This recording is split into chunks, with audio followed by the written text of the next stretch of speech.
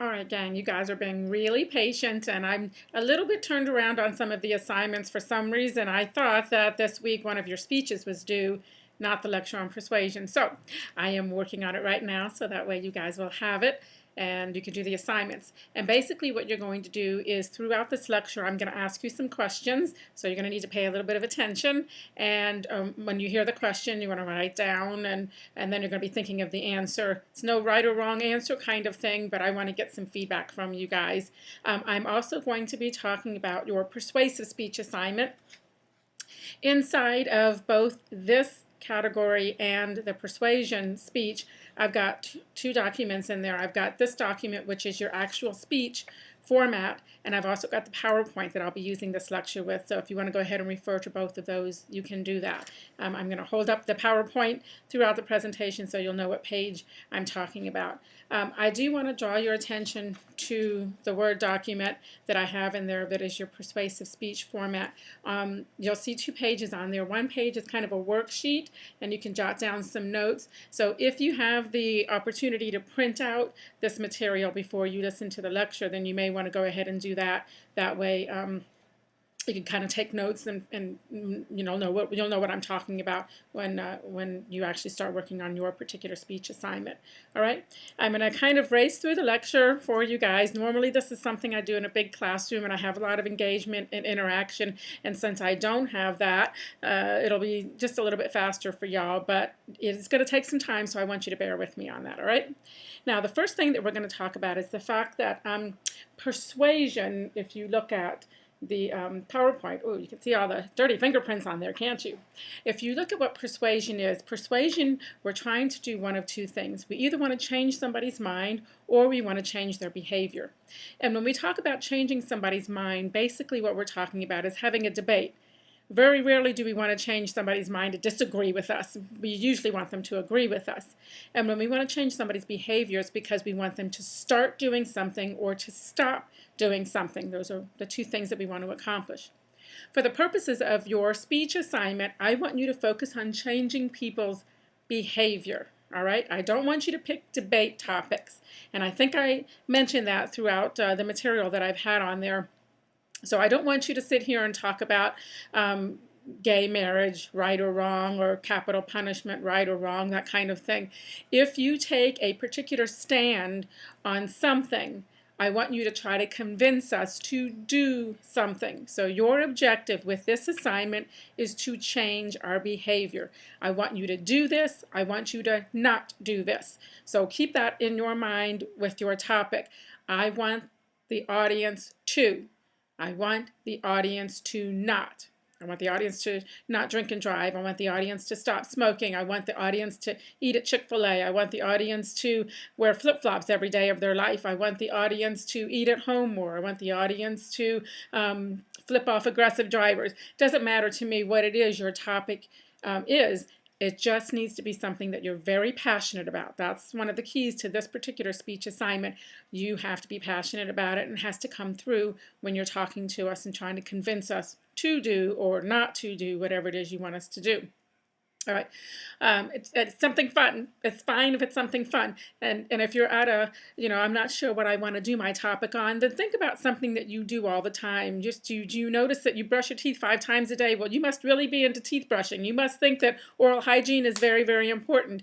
Have you had a lot of, hardships and traumas and things like that that have happened to you, and you've just pushed through and persevered in spite of that?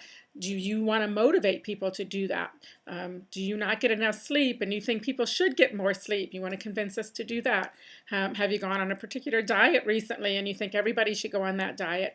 Are you a small business owner? Are you a Mary Kay rep? Any of those kinds of things? Are you a member of a band and you want us to listen to your band?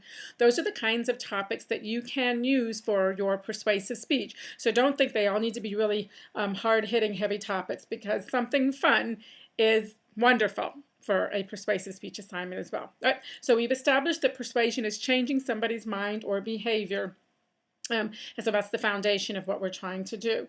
All right. If you will look at the paper that I've given you, what you'll see on there, and I'm looking at the worksheet side of it right now, what you'll see is a space for your introduction, which needs to be a personal story, just a short one. You guys have these long, long personal stories. Just needs to be a few sentences maximum, all right? You don't need to get into a whole long thing right there, and I have a reason for you using a personal story, so stick with me on that. And then you're going to have your purpose or solution. So you're going to tell something, blah, blah, blah, blah, blah, blah, blah, blah, and that's why I want everyone to wear flip-flops every day of their life. All right, so you're telling us what it is you want us to do at the end of that introduction. Don't worry about the audience involvement question in here, but what you will notice is you see a problem section and a solution section. This is a very standard, typical persuasive speech format. Nothing unusual about that. However, I am having you spend a little bit of time on the problem section and a lot of time on the solution section. It's my belief, and it's just my opinion, we are a nation of whiners. We want to whine about stuff. We complain about things, but we don't do anything about it. And those of you who work, and especially those of you who are in management positions, you know that when somebody comes to you with a problem, you want them to bring a solution along with it. You don't want them to just whine about, employee so-and-so or customer so-and-so. You want them to bring you some way to fix that. And that's what I'm asking you to do with this particular speech assignment. You're going to tell us a little bit about what's wrong. All right, the problem is the why. Why do you want us to do what you want us to do? Why do you want us to wear flip-flops? What's the problem? Are our feet in bad condition? Are we not letting them air out? Are we crunching them into weird, shaped shoes? What kinds of things are causing issues that you would want us to wear flip-flops? All right, and then after you establish the problem where you have your statistics and your research and your evidence and all those kinds of things go in there, and then you're going to focus on the solution. And we've got this whole list of things right here that need to be included in your solution, which is what I'm going to go through as part of this lecture. And then at the end of that, you have your conclusion, which should be some kind of an emotional impact statement. This is the most appropriate technique to use for persuasive speech. Now that I've told you all of the horrible things that can happen when you don't wear your seatbelt, the next time you get in your car, I want you to buckle up, because if you don't, that might be the last time your family members will ever see you. All right, so what you've done is you've just given them something emotional, and you've also told them what it is you want them to do. Please buckle up. And then you say thank you at the end. And then, of course, include your references in your outline when you do that. So hopefully this kind of makes sense. And what we're going to be talking about, the lecture focuses on the solution. The solution tells us what it is we're going to do and how we're going to go about doing it. That's what we do here. So we'll be talking about the CTA, which is call to action. I'll talk about that in a minute. Ethos, logos, pathos, your costs, your rewards, your needs, timeliness, proximity, and seriousness. So I'm going to cover all of these things in the lecture. All right, hopefully that will make a lot of sense to you. Talking about ethos, logos, and pathos. Some of you are probably aware that those three words are not Latin words. They are actually Greek words, ethos, logos, and pathos. And if you try to translate them, we all know that, most of us will know that ethos means ethics. And so one of the things you have to ask is, what does ethics mean to you? What is ethics? And most of us would say, well, it's like being good or, believable, that kind of thing. And in fact, when we talk about ethics, we're talking about the trust that we have with somebody. How trustworthy is somebody? And we talk about their credibility, which is where the believability comes into play. And this is an important component of being able to convince somebody of something, because Aristotle and Plato and Socrates, they sat around, thousands and thousands of years ago, the Parthenon or the Acropolis or whatever they sat around, and they discussed what they called the rhetoric of persuasion. What makes a good persuasive speaker? And that's what they came up with, these three things, ethos, logos, and pathos. And the first one that they determined, being ethics, is, do I trust you? Can I believe you? Are you credible enough? And then we also have to wonder what somebody's motives are. Why do you want me to do this? Why do you want me to wear flip-flops? Why do you want me to buy this product? Why do you want me to vote for you? Why do you want me to work overtime? That's one of the first questions we have to ask, is why somebody wants us to do something. A very legitimate and important question. And we should be asking ourselves that too, because quite honestly, a lot of the decision making and convincing that goes on is within our own brains. We're doing a lot of internal decision making that follows a lot of the processes that we'll be talking about here. All right? So trustworthiness and credibility. I want you to think about this. Let's say that you have a family physician, somebody that you have gone to for the longest time, or maybe your kids, you've had them go since they were babies, they've gone to this physician. You trust that physician, don't you? You trust that doctor with your life, or with your child's life, in fact. And let's say that that doctor is going to retire. He's tired of the whole healthcare business, and he just wants to go off to a deserted island somewhere and go clam digging and drink Mai Tais all day, because that just sounds fun, doesn't it? All right, so let's say that doctor is no longer available to you. You now have the task, the very daunting task of trying to find a new doctor. All right, so this was somebody that you trusted, somebody that you found credible. And what are you going to do? What's the process that you're going to follow in doing that? Well, most likely, the first thing you would do is you would ask that doctor for a referral, because you trust him. All right, and you figure if he refers you to somebody else, it's probably somebody that he trusts. So that's a really, foundation right there. And once you've done that, the next thing you're going to want to do is do some research on that referral. You want to look online, you want to check their credentials, you want to make sure they don't have any malpractice lawsuits against them, and that establishes their credibility. Okay, that's good. But there's still one more thing that you want to do in order to make sure that that doctor is a good fit with you. You want to do a consultation, right? You want to meet that doctor face to face. And so that way you will understand whether that doctor is the kind of personality that you like, whether he's really going to have your best interest at heart, or whether he's just after your money. What is it that doctor is really going to be doing in taking care of you? So that's a process that you're going to go through in establishing trust and credibility with somebody on a new system. And when we talk about motives, and we talk about why do we want somebody to do that, why does somebody want me to do this? I had a student in one of my classes, and she worked for CarMax, and she thought CarMax was the best company to work for, and it probably is, I don't know. So obviously she wanted to do a speech convincing us to make our next car purchase from CarMax, which is a great topic. Now let's suppose, hypothetically, that she went to her supervisor while she was doing some research, and what if her supervisor said, hey, this speech is a great idea. I'll tell you what, if you can sell one car to one student in your class as a result of your speech, I'll give you an extra 10% commission. Wouldn't her motives change? I mean, money is probably one of the biggest motivators of all. We want to get as much of it as we can, so if there's a way to do that, then we obviously want to, right? Now let's go back to trust and credibility for just a minute. I think if I asked you guys, and this is just hypothetical, so you don't have to answer this one, but if I asked you guys how many of you trust a car mechanic, I might get a couple of hands on there, and that's probably because you know the car mechanic, somebody you know. My car mechanic is my ex-boyfriend, and I trust him. He doesn't want anything to happen to me, even though we're, not together anymore. How many of you trust the media, the reporters and the anchors? Probably not enough of you. How many of you trust the religious leaders or clergy? You might maybe trust yours, but in general, you probably don't. How many of you trust, law enforcement, police officers?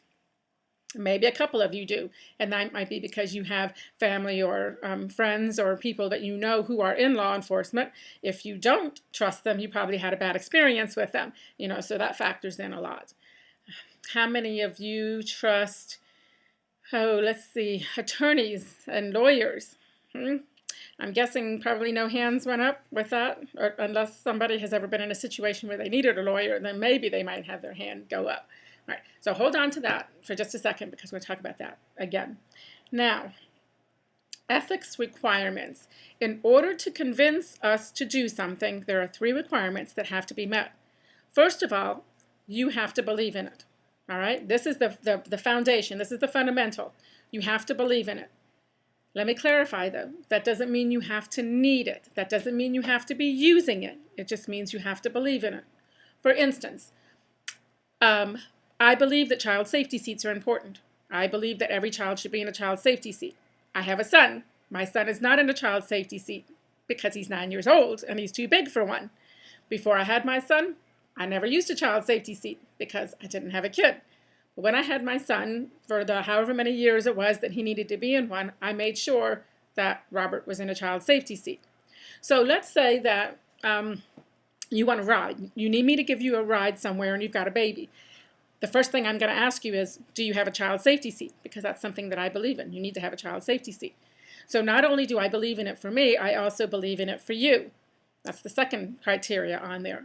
I believe that I would need it, and I believe that you would need it. So I tell you, do you have a child safety seat? And you're either going to say yes or no. And then the third element is the most important one, and that is that you have to decide of your own free will whether you're going to agree with me or not. All right?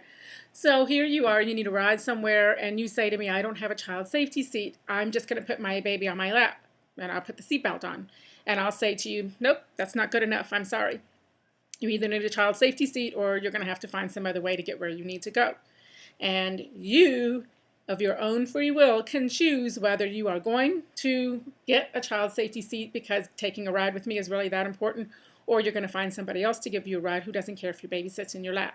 But you made that choice. All right? So those are the three criteria that you need to follow if you are going to be ethical as a persuasive speaker. All right, so let's look at the case with attorneys. Usually, this is the point where I pick on somebody in class, and since I don't really know all of you guys, and only a few of you have really communicated with me on a regular basis, I'm going to pick Sarah, because Sarah Belcher, I think she emails me quite a bit. So let's say that Sarah, here's going to be burning a little bit now, but let's say that Sarah is, she's a good girl. She's a good girl. That is my son back there. Sarah's a good girl, but she's bored. It's Friday night and she's bored. So she decides to go around and pop car hood ornaments off of cars, because doesn't that sound like a lot of fun to do? And here comes the friendly neighborhood police officer, and he sees her doing this, and so he arrests her. And while he's putting the cuffs on her, he says to her, you have the right to remain silent. You have the right to a speedy trial by a jury of your peers. You have a right to legal representation, and if you cannot afford it, one will be appointed to you by a court of law. Now, we're getting some extracurricular activity in here because obviously my son's getting a little bored, so he's trying to interfere with the lecture here. But we're going to encourage him to get out of here so he can continue doing this. So here you are, you've been handcuffed, and you've just been read your rights. Let's say that I am Sarah's attorney. All right, she's been assigned an attorney. I'm Sarah's I'm Sarah's attorney, and as an attorney, I believe that everyone should have legal representation. I think that this is important. This is a fundamental right that we have as citizens of the United States. Not only do I believe that it's good for me, I also believe that it's good for you, and I will be happy to represent you because I believe in it. And so one of the questions that we have to ask is, who needs to decide whether Sarah's guilty or not guilty? I'm not the one who has to decide, right? As the lawyer, the judge or the jury is the one who would decide. So what is my job? As an attorney, what is my job? My job is to defend Sarah, right? My job is to make a case to that judge or jury that Sarah is not guilty. So let's find out that in a moment of guilt, Sarah breaks down and she cries and she says, oh, I didn't mean to do it. So she's crying and everything. Or as I'm going through the evidence, I'm like, oh my goodness, what's going on with this girl, Sarah? What? And I find out that she is indeed guilty of committing this crime. I'm still obligated. I'm still required by law to defend her, even though I now have some kind of proof that she is guilty, especially if the case has already gone to trial, because judges don't like to declare mistrials, do they? So here we are in court, and I have to defend Sarah because that's my job, and I have to persuade some people to let Sarah go and not incarcerate her or anything like that, because that's my job. And I consider myself to be an ethical attorney. So what I'm going to do is I'm not going to get up in front of everybody and say, my client is as innocent as the day is long. I'm not going to say that, am I? Because she's not, and I know that. So what I'm going to do is I'm going to say, we must prove beyond reasonable doubt that my client committed this crime. We have this evidence and that evidence, but we don't have anything that conclusively links my client to committing this crime. or we are not arguing whether my client is guilty or not guilty. What we're arguing is that the police had no business searching the trunk of her car without an appropriate search warrant. So what you do is you start looking for technicalities to get your client off. And anybody who and anybody who watches a lot of court cases will know that lawyers use that technique quite a bit. And that should be kind of a flare, a signal that something isn't quite right. That doesn't mean that it's not a bad technique. It's a great tactic because lawyers are being ethical about it, but they're using the law to their advantage to get their client off. And I will tell you, every time I think about the Casey Anthony case, all right, and you all know what I'm talking about, that woman in Orlando. And it's a number of years now, but everybody's still familiar with it. Everybody's very aware of it. And it hit me close because he was about the same age as the little girl was when she got killed. So it just really resonated with me.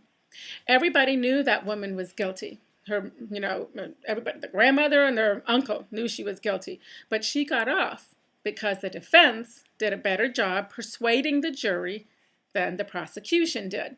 And they did it mostly on technicalities because there wasn't any real evidence to convict her. All right. And so when you sit here and you say lawyers are bad, lawyers are con artists and shysters and those kinds of things, I want you to keep in mind what kind of job they have that they are doing. All right. And so not all of them necessarily are. In my opinion, marketers, telemarketers, and salespeople are much greater con artists because they know how to bend the truth enough that you can't always tell whether what they're bending is true or not. All right? Now, what I want you to do is, here's your first question. What I want you to do is I want you to think about some advertisements or commercials or billboards, things that you have seen that try to persuade us based on ethics, which is trust and credibility.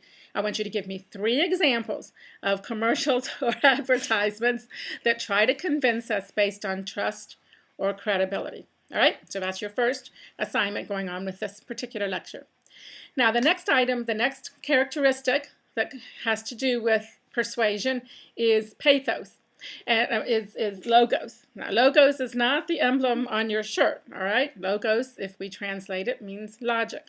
And logic answers the question why. And this is an important question because when I want to convince you to do something, it's because I believe in it. All right? Just because I believe in it, does that mean you have to believe in it? Do you have to agree with me? Absolutely not. So if I want a better chance, a better shot of getting you to agree with me, then I need to back up my opinion with some hardcore evidence and some hardcore research. And that is what you would be doing with the logic aspect in your speech. You're going to give us the facts. You're going to give us the statistics. You're going to give us the testimony and the evidence to help back things up. Now, sometimes the lines between fact and opinion get blurred, and this is where marketing comes in, telemarketing and sales and all that sort of stuff. Sometimes we can't tell whether something is what they say it is. And if you want to determine whether something is really a fact, you can look it up and you can verify that it's true. If somebody says that such and such football player is 6'2", you want to look it up to make sure he's 6'2" and not actually 6'1", because that's just enough of a distinction to mess things up a little bit as to whether people are being honest with you or not with the facts. Now, the other thing about logic, and this is important, has to do with statistics. A number is a number, right? Maybe not. How about we say something like only 49%. That's not even half. Or as many as 49%. That's almost half. Now, that's the exact same number, 49%, but I've given it 2 different connotations. So a number is a number is a number. Doesn't always quite wash. You think about this. 4 out of 5 doctors recommend. Well, who are those 4 doctors? Are they all even in the same business? And why doesn't that 5th doctor agree with him? Oh, God, that was next to my ear. Yes, all right. And who is that 5th doctor? Why doesn't he agree with them? If you did find 5 doctors who did agree, then how did you manage to find a unanimous vote there? How much did you pay them for that? That would be the question everybody would ask. Every year I get sick, and I'm sure you guys do too. And I can never tell, is it a cold or is it allergies? And so one day when I was working at my full-time job, and I would be coughing and hacking and all kinds of things like that. And finally, the people at the office said, just go see somebody. We're tired of you coughing all over us. Go get it taken care of. And so I went to the county doctor because I worked for the government at the time. I went to the county doctor and I said, "What's up, doc? What do I have?"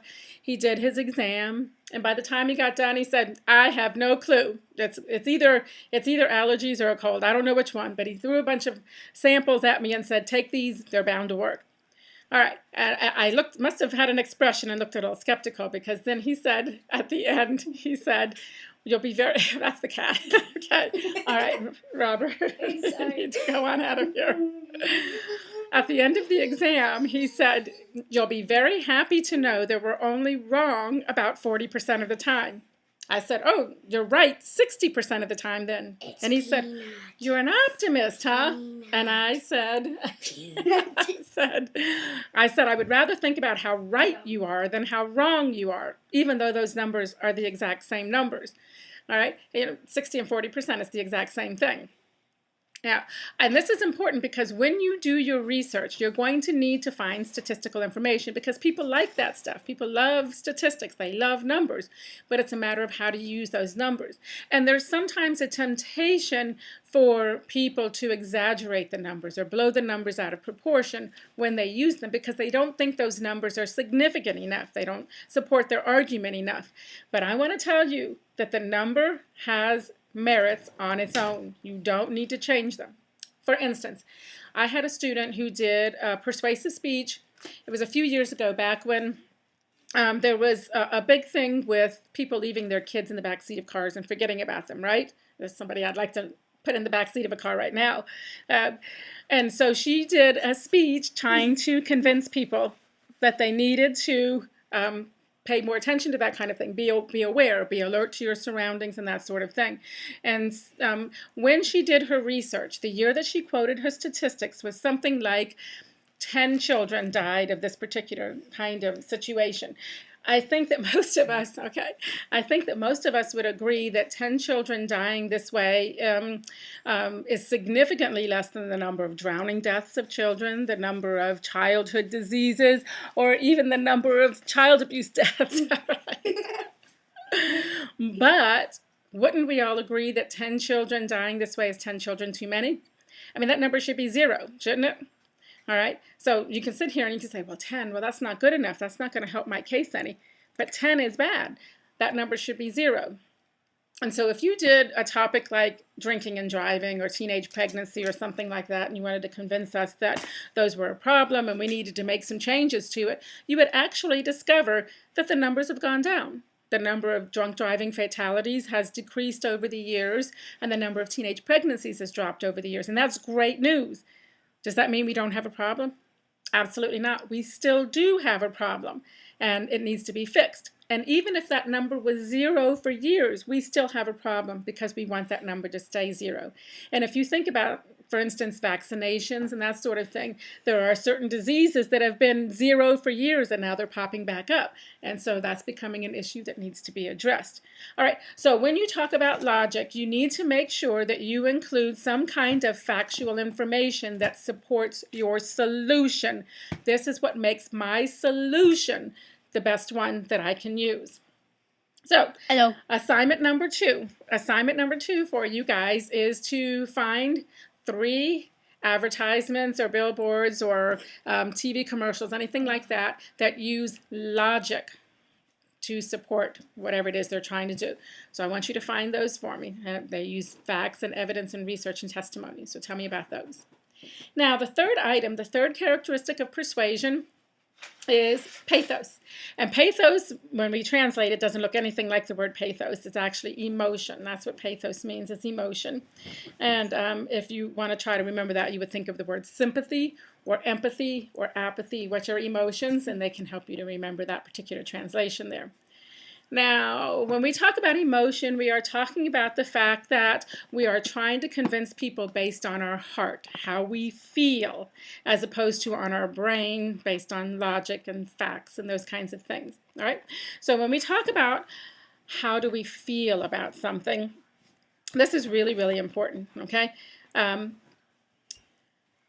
don't know about you, but whenever I see panhandlers in the street, Sometimes I'm conflicted about what to do. You know, they're standing at the intersection, and they used to have the signs, but I don't think they can hold the signs anymore, but they would be there. And you might see the same one over and over again. You might see a bunch of different people, but there were always panhandlers in the street. And if I didn't have any money, because everything's on credit card these days, then I wouldn't feel so bad. I'd be able to say, oh, well, if I had money, then I might have be able to give them some, but since I don't, so you can lessen the guilt just a little bit when you do that. All right. Now, there was 1 year I was making a lot of money. I was just rolling in dough because I had a full-time job and I had a part-time job, and I just made a ton of money. And it was Christmas time, and I was out shopping, and I had a bunch of money with me, and I was out shopping. And I stopped at an intersection that was very well known for having panhandlers. And while I was sitting there at the red light, because that's what they do, they have a red light while you're trying to make a decision whether you're going to help these people or not. And so while I was waiting to go, I noticed the panhandler there. It's a very old, frail woman. I had never seen her before, just a teeny tiny woman. And I was trying to make a decision. Should I give her money or not? I wasn't really sure what I wanted to do. And just before I went through the light, I went ahead and I folded up some money and I gave it to her. And I watched her face as I drove through the light, her expression as she opened up the money. She opened up the money because I had given her $100 bill. All right. Now, I had $100 at the time. I don't have that kind of money now, so I couldn't give anybody that money. But back in the day, I was making quite a bit. And the person who was with me said, why did you do that? If you were feeling charitable, why didn't you give to a church or a nonprofit? Why would you give to somebody on the street you don't even know? You know, that's the question. Why would I give that money to her? There was no logical reason for me to give her that money. She didn't present an argument or a case. She didn't give me any statistics or any research or anything like that. There was no ethical reason for me to give her that money. I didn't know her from Adam, so I couldn't trust her. I couldn't find her credible or anything like that. So the only reason I had for giving her that money was purely emotional, based on a feeling that I had. And we will discover that that's what happens a lot of times, with our decision making. Most often, our decisions are made on emotions first, ethics second, and logic third. All right. Now, that is the reason why in here I want you to start with a personal story. Because when you start with a personal story, you are setting us up emotionally for whatever it is that you're trying to do. That personal story hooks us in on an emotional level, and then it also establishes some credibility as to why this topic is important to you. So please, please, please use a personal story for your introduction when you start off giving your speech for this one. All right, and so you'll see down in here I've been talking about ethos and logos and pathos. I'm putting all those things in here, and I'll explain what CTA is in just a minute. All right. Okay. So we're talking about emotion. What is it that makes us feel certain ways? And I want you to think about something called a POP, which means point of purchase. So those of you who are business majors might have heard this before, and if you haven't, you will. Point of purchase. Those are the impulse buys. When you go shopping in the store, and then you go to the checkout, and there at the side of the cash register, you have all those display items, right? That is the store's last attempt to get you to part with your money. Yep. And they want you to, they want you to buy that little hand sanitizer. You don't need one because you already have a bunch of them in your purse. They want you to buy that little packet of Kleenex, which you don't really need because you've got some Kleenex in your car maybe. They want you to buy that gossip magazine. They want you to buy the candy. They want you to buy little toys that are going to break when you get in your car. You don't need them, but it's easy for you to justify with yourself getting them because they don't cost that much money. And hey, you're right there and you're bored, so you're just going to go ahead and get them. All right. I'm not saying don't get them unless you really want to get them, because if you get outside the store and you're like, well, why did I get this? I didn't really need this. I didn't really want this. Then the store won. They beat you at it. They got you on an emotional level and an impulse level to do something you really didn't want to do, just because you felt like you should. All right. When I think about some of the commercials and advertisements that appeal to people on an emotional level, the main two that come to mind are the SPCA and the children in the third world countries. So let's say that I was going to give you, hypothetically, $100. I was going to give you $100, and you had to give either to the SPCA or to the Starving Children's Foundation. which one would you give to? Now, chances are, some of you will raise your hand and give to the starving children because they're people. You give to people. And some of you would say, no, I'm going to give to the animals because I love the animals. But if you know that emotionally, both of those organizations are very worthy, there's no reason for you not to give the money to either one of them on an emotional feeling level. So then what you have to do is you have to explore the other two characteristics. And you look at it from an ethical level. And if you looked at it ethically, then you would know that the SPCA has a much better reputation. People are more trusting of the SPCA than they are of the Starving Children Foundations. On a logical level, you would want to see where that money goes. Who gets that money? Does it actually go to these children? Does it actually go to prevent euthanasia? What is it being used for? And that way you can use all three of those characteristics in your decision-making capacity. All right? And so when you do your speech, what you're going to be doing is you're going to have some calls to action. I'll talk about that next. But you're going to talk about the ethics, the credibility of your solution and your calls to action. You're going to be talking about the logic. You're going to give us facts and statistics that support your solution. This has nothing to do with your problem. Okay, folks? It has everything to do with your solution.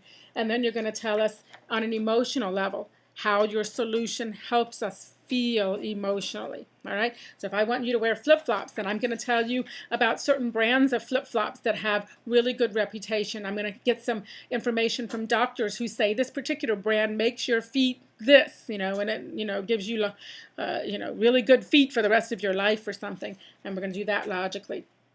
And then the pathos, we're going to talk about how your feet feel and how, wonderful it's like walking on air, those kinds of things. Other people will love you when you wear those, when you give them as gifts and that sort of thing. So that's how you're going to use ethos, logos, and pathos to support your solution. I'm going to take a quick break, and when we come back, we're going to talk about audiences, why it's important to know your audience.